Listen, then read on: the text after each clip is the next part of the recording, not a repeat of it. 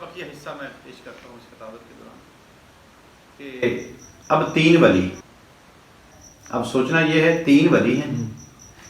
پہلا ولی دنیا والوں نے مانا، نظر نہیں آیا نا، توجہ کیجیے.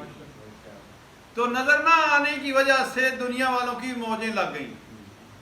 بھائی دکھائی دیتا نہیں، مان لیتے، سب نے مان لیا، سب کہتے ہیں اللہ اللہ اللہ. بھائی پہلے دیکھو صحیح اللہ ہے کیا.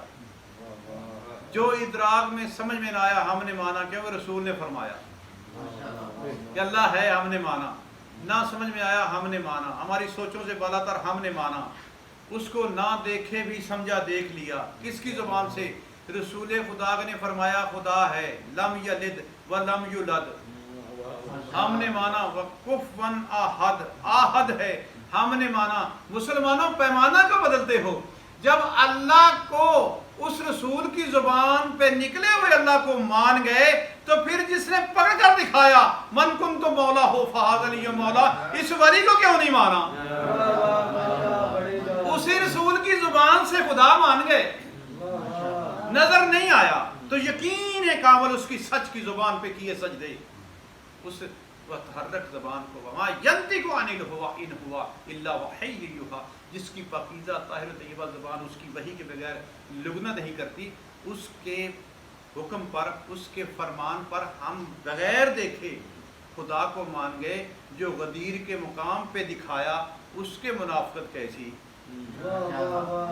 یہ وجہ ہے فرقے بننے کی. اصل وجہ یہ ہوئی اسی آیت کے ذمہ میں فرمایا پہلے پڑھا اس نے لا الہ، نہیں کوئی سوائے اللہ کے، الا اللہ ہو، مگر اللہ ہے جو لائق عبادت ہے، اس کے سوا کوئی سجدہ کے لائق نہیں. وہ مشرک سے بچ گیا، شرک سے بچ گیا، شرک سے بچ گیا. بندے کی حالت دیکھیں کیسے بہترین پاکیزگی کی طرف جا رہا ہے. جنت الفردوس میں دھوکے لے جانا ہے، ایسے نہیں جانا. صاف کر کے مومنوں کا مومن اس لیے کہا ہے جس کی ایمان کی حالت 3 درجوں پہ بلند ہوگی وہ مومن کہلائے گا. پہلی یاد اسی کیا اس نے شرک سے پاک کیا، لا الہ الا اللہ. پھر پڑھا محمد رسول اللہ ہے، اور اللہ کے رسول پر ایمان لے آیا، کفر سے بچ گیا، مسلمان ہو گیا. اب اسلام کی ڈگری لے لی، یعنی پراسپیکٹ لے لیا، مومن نہیں ہوا. تھوڑی سی توجہ کریں، ایمان والا یعنی مومن نہیں ہوا، ابھی مسلمان ہو گیا. مسلمان ہو گیا، مسلمان ہے پراسپیکٹ دین حق کا.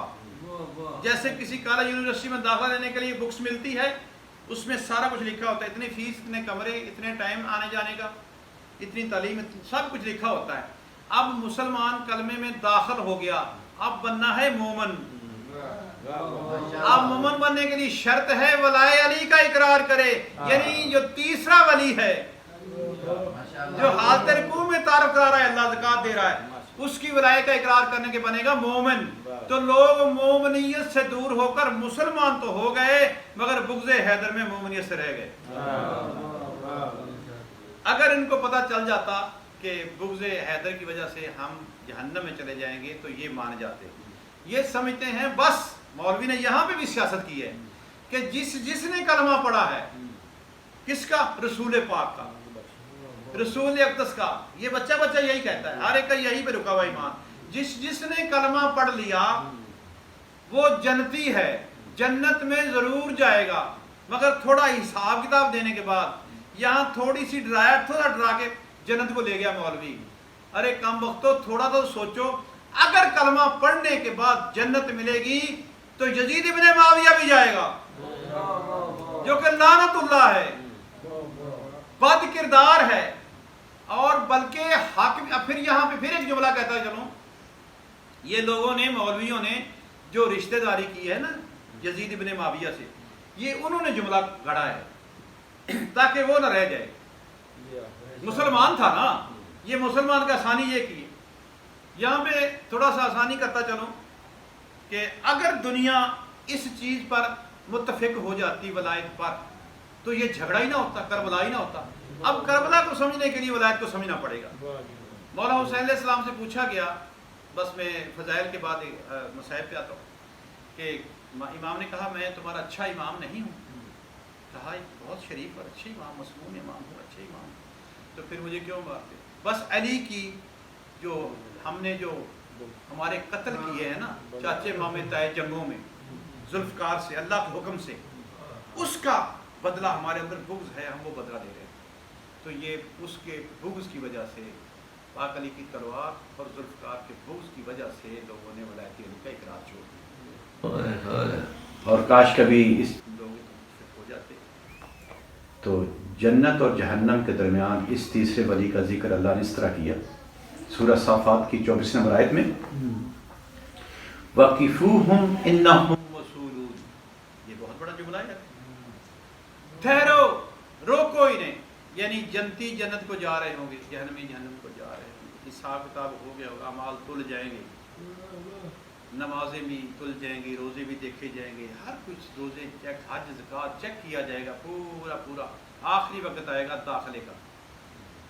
8 دروازے جنت کے کھولے جائیں گے، 7 دروازے جہنم کے کھولے جائیں گے. اور جہنم کے دروغے ہانک کر جہنمیوں کو جہنم کی طرف لے جائیں گے، اور جنتیوں کے دروازے کھلنے کے بعد ولایت علی والے جنت کی طرف جائیں گے. ایک آواز ندا آئے گی، فوری ایک ندا آواز آئے گی، فوری سب دہک جائیں گے، ڈر جائیں گے. انہم مسئولون. ٹھہرو، روکو انہیں، ان سے بھی ایک سوال باقی ہے. سارے سوال ہو گئے، ایک سوال باقی ہے. رک جائیں گے. وہ کون سا سوال ہے؟ پوچھو ان سے، انہوں نے ولایت علی کا اقرار کر لیا ہے؟ بڑی بات. ولایت علی کے اقرار پہ جنت ملنی ہے دوستو، اور بغض حیدر میں جہنم ملتی ہے. بس 2 ہی جزیرے ہیں، جنت اور جہنم. صرف اسی پورے صراط پر یا علی انت قسیم النار والجنہ، جنت اور جہنم کے پیمانے کو علی کہتے ہیں. اور جب اللہ فرما رہا ہے پوری زمینیں میری مٹھی میں ہوئی، وما قدر اللہ سورۃ زمر کی 60 نمبر آیت. بسم اللہ الرحمن الرحیم. وما قدر اللہ حق قدرہ والارض جميعا قبضته یوم القیامۃ والسماوات مطویۃ بجمینہ سبحانہ وتعالی عما یشرکون. یہ زمینیں ساری میری مٹھی میں ہوں گی.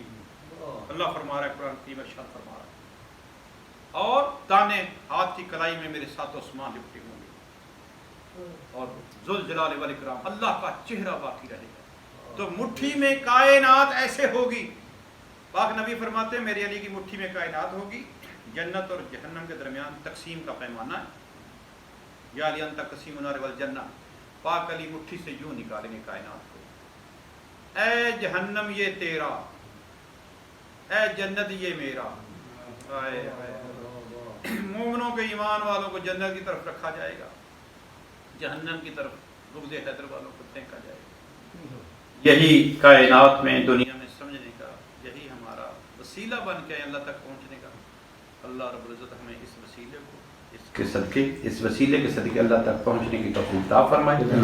خداوند کریم کی اس نورانیت حقیقت کو اور اللہ کی وحدانیت کو ان کے ذریعے سمجھ فرمائے. جو 14 نے ہمیں اللہ دیا ہے ہمیں اس اللہ پر ایمان رہنا، ایمان معرفت نصیب فرمائے.